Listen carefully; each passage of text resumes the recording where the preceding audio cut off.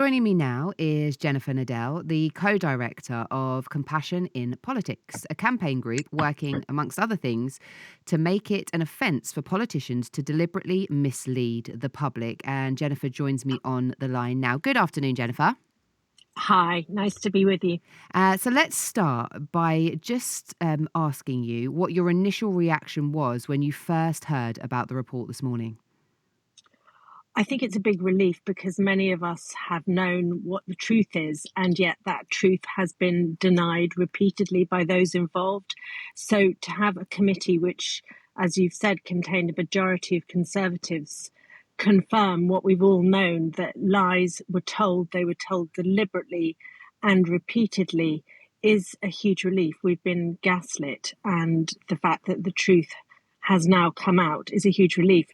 But coupled with that is real fear about the fight back that is coming from Johnson and his allies. The fact that he is trying to undermine the parliamentary process, the fact that he is denigrating a committee that is at the heart of our democratic process is really frightening. And of course, it can't help but draw a parallel with what's happening on the other side of the Atlantic with Trump.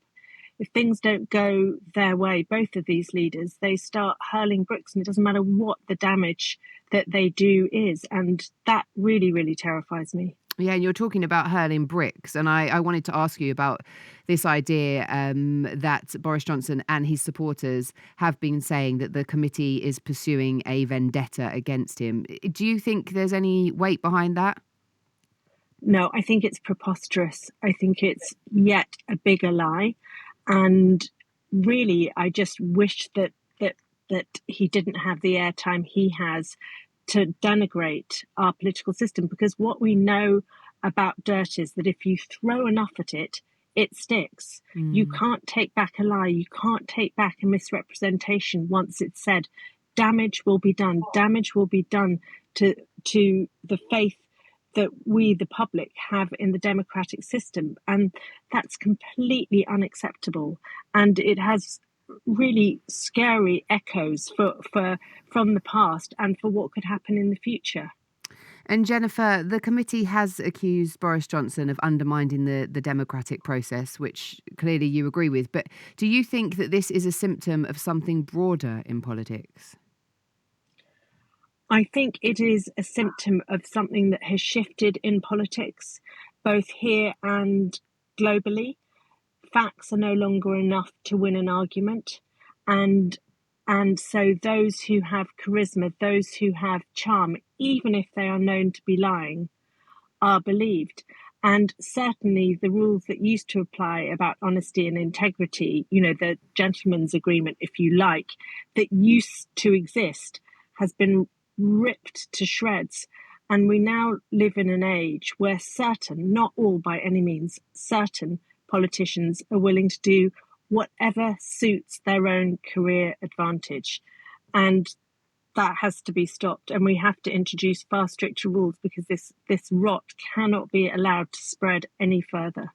And speaking of stricter rules, can you tell me about your campaign to make it an offence for politicians to mislead the public? How would it work, and why aren't the current rules enough? Absolutely. Well, we've seen what the current rules do. The maximum sanction that the committee has is to withdraw his pass for 90 days, or to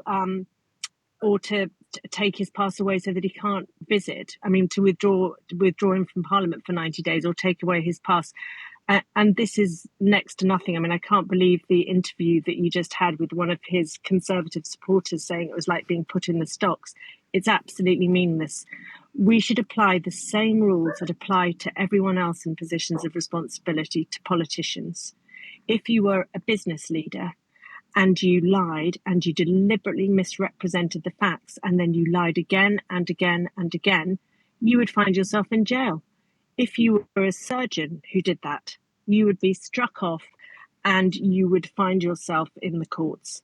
And yet politicians are allowed to do whatever they like with impunity.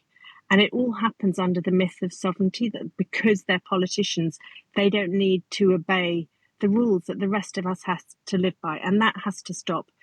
We've introduced a really simple bill that has cross-party support that would quite simply bring the law for politicians in line with the laws that govern the rest of us.